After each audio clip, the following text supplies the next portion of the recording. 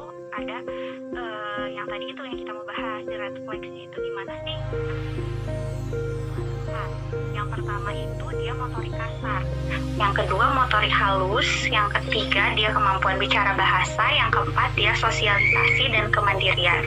Jadi kalau misalkan motorik kasar itu kayak gerakan kasar kita loh, gerakan kasar anak, misalnya dia merangkak, berdiri, tengkurap, kayak gitu, itu maksudnya motorik kasar atau gerakan kasar. Terus kalau misalkan motorik halus itu kayak kemampuan dari sensorinya anak, ujung-ujung jari kita nih, kayak dia bisa ngambil benda kecil atau menggenggam benda kayak gitu, itu maksudnya motorik halus. Terus kemampuan bicara bahasa, jelas ya, berarti gimana sih bicara bahasanya si anak itu. Udah gitu sosialisasi dan kemandiriannya itu gimana, kayak misalnya anaknya tuh berani nggak nih kalau misalkan ketemu orang baru, atau dia bisa mengenali nggak ibunya sama orang yang baru itu gimana. Nah itu keempat itu yang harus dipenuhi dari penilaian tumbuh kembang anak. Di masing-masing poinnya itu ada yang tadi itu yang kita mau bahas, si red flags-nya itu gimana sih, anak usia segimana ketika ini harus dibilang oh ini udah tidak bagus nih salah satunya misalnya gitu. Oh gitu, berarti sebenarnya banyak ya Teh ya. Mungkin di sini ibu-ibu bukan yang diperhatikan tuh bukan hanya apa namanya anaknya udah bisa jalan atau belum, tapi banyak ya, ada bahasa, bicara, terus motorik halusnya dan lain-lainnya gitu, terus dan bahasanya juga. Oke. Nah tadi Teteh menyinggung tentang red flags nih, sebenarnya red flags itu apa sih Teh? Mungkin kan ada yang masih bingung gitu tentang red flags. Oke, jadi red flags ini atau itu kan termasuk tanda warning kita terhadap perkembangan anak, tanda bahaya perkembangan anak secara sederhana gitu.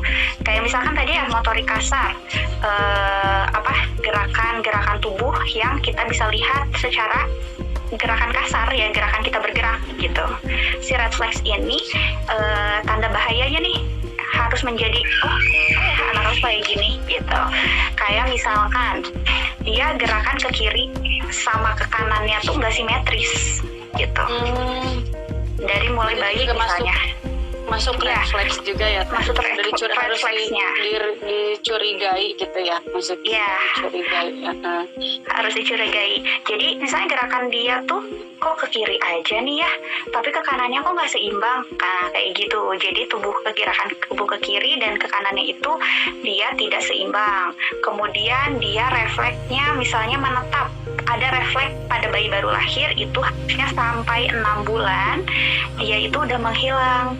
Jadi misal kayak refleks kaget, bayi kan suka kaget tuh ya, bayi kaget kayak refleks Moro namanya. Jadi refleks Moro itu dia kaget gitu kalau ada orang set gitu. Nah itu juga harus hilang setelah 6 bulan. Ketika dia menetap setelah 6 bulan harus curiga, itu refleks Moro atau kejang gitu. Terus ada hiper atau hipotonik otot. Jadi misalnya gerakan yang berulang-ulang, si ototnya tuh terlalu kaku atau terlalu lemah gitu, kayak gitu. Terus atau hiper atau hiporefleks. Jadi gerakannya, refleksnya terlalu berlebihan. Ada angin sedikit tuh misalnya gini, dia langsung gitu.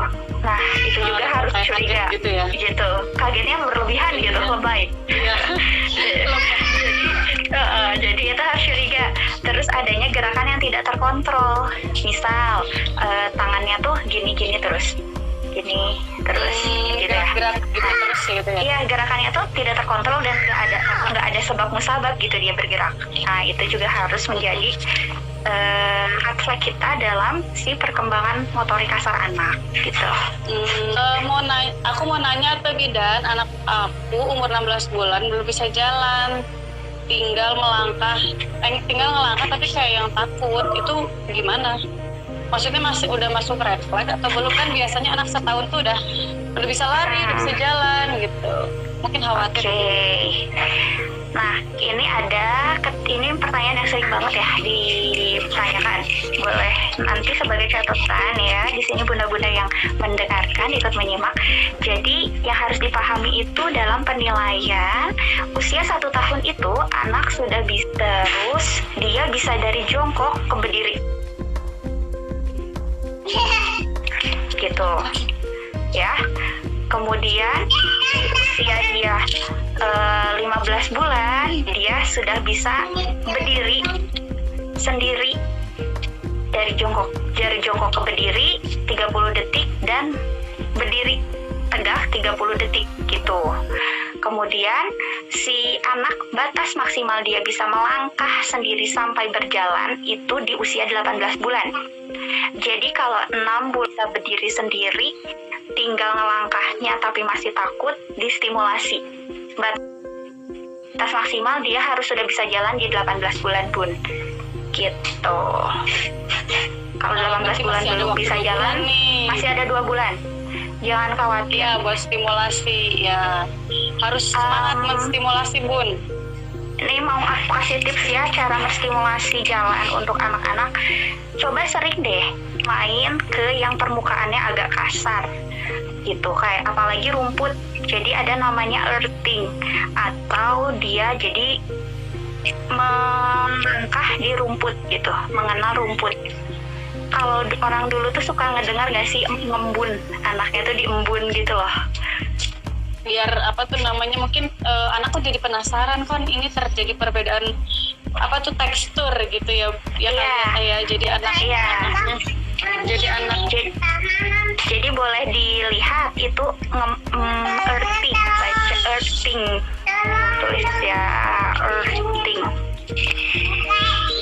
Nah, itu bisa dilakukan setiap pagi untuk yang lagi menstimulasi jalan, atau bisa dilakukan mulai dari usia 10 bulan melakukan earthing ini. Jadi memperkenalkan anak pada tekstur rumput gitu.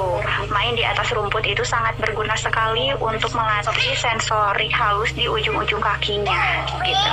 Selain itu, coba kalau misalkan belum bisa jalan nih, di masa bagian kakinya gitu, ketika mandi aja sambil pakai kasih stimulasi. Jadi ketika mandi tuh ditarik-tarik kayak gitu, terus telapak kakinya dipencet-pencet gitu.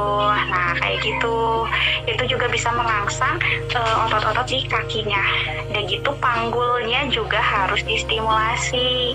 Jadi kalau megang anak jalan tuh jangan diketiak tapi dipanggul gitu. Gitu tuh apa namanya, bunda-bunda sekalian, mami-mami, silakan tuh tips-tips dari Teh Febri bisa dipraktekkan untuk apa namanya, mempercepat atau cara stimulasi anak. Nggak mempercepat sih, setiap anak kan pasti punya timingnya masing-masing, tapi seenggaknya kita sudah berusaha untuk menstimulasi begitu ya Teh ya. Iya betul. Nah ini ada lagi nih. Iya pasti bisa ya, masih ada waktu 2 bulan untuk ke reflex gitu ya Teh. Nah sekarang lagi nih dari Ma Zain. Mau tanya Bu, anak aku masih 9 bulan tapi belum bisa merangkak, masih seperti merangkak koloni. Oh belum diangkat, maunya berdiri terus udah gitu kayak iya kali ya merayap. Maksudnya merayap kali ya, maunya berdiri terus udah gitu kayaknya monoton gitu, bangun makan tidur susah distimulasi. Nah bagaimana nih Teh? Pertama, merangkak adalah hal yang tidak boleh terlewatkan ya, karena itu melatih keseimbangan tubuh bayi, keseimbangan otak kiri dan kanan bayi. Jadi stimulasinya adalah jangan dikasih stimulasi di atas supaya dia nggak pengen berdiri terus. Itu dulu. Sering main di lantai kali ya. Nah itu baru mau bilang kayak di lantai gitu ya, jangan di atas, nanti dia penasaran.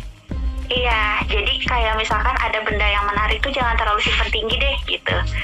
Coba di depannya gitu, main kayak di lantai, di permukaan yang jangan empuk. Jangan di kasur mainnya, tapi mainnya di karpet kayak gitu. Kalau ada playmat lebih bagus main di playmat. Udah gitu coba stimulasi dengan cara dia kan merayap tuh ya, kayak merangkak koloni lagi merayap mungkin ya, merayap gitu. Di belakangnya tuh kakinya tuh di ini loh, ditekan gitu, nanti nih kaki bayi kan. Dia kan bakalan maju gitu. Ya. Nah, Pakai tangan itu kita bukan sih, Teh? pakai tangan kita ya. Iya, Pakai tangan kita aja. Nanti dia kan maju kayak gitu. Udah gitu sambil dicobain sesekali angkat badannya. Sayang kayak gini cara ngerangkak ya. Terus diajakin sama kita, dicontohin. Adek kita main Jadi yuk, merangkak coba bareng. nih merangkak bareng kayak gitu. Iya. Itu juga bisa untuk menstimulasinya.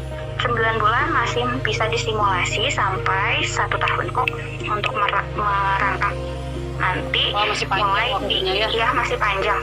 Pokoknya merangkak dulu, jangan latih dulu berdiri, merangkak dulu. Terus monoton kayak bangun tidur susah distimulasi. Jangan menyerah, harus sabar. Jadi harus kitanya terus-terusan ngasih stimulasi, misalnya, oh dia sukanya mainan nih, atau dia sukanya piring, atau dia sukanya botol biar dia ngejar. Nah, kasih itu. Pertama deketin dulu barangnya. Nanti dia kan lama-lama ngangkat, sambil angkat tuh bagian pantat ke pinggangnya gitu. Dia kayak gini ya. Nanti dia kan ngerti. Barangkali dia tidak mengerti sebetulnya dia harus apa gitu. Ya, semangat Bunda.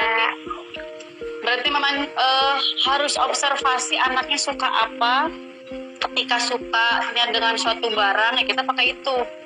Ya, kita ya untuk menarik perhatian anak supaya pengen merangkak. Ya, Betul. ini ada pertanyaan lagi Teh sebentar. Teh, dari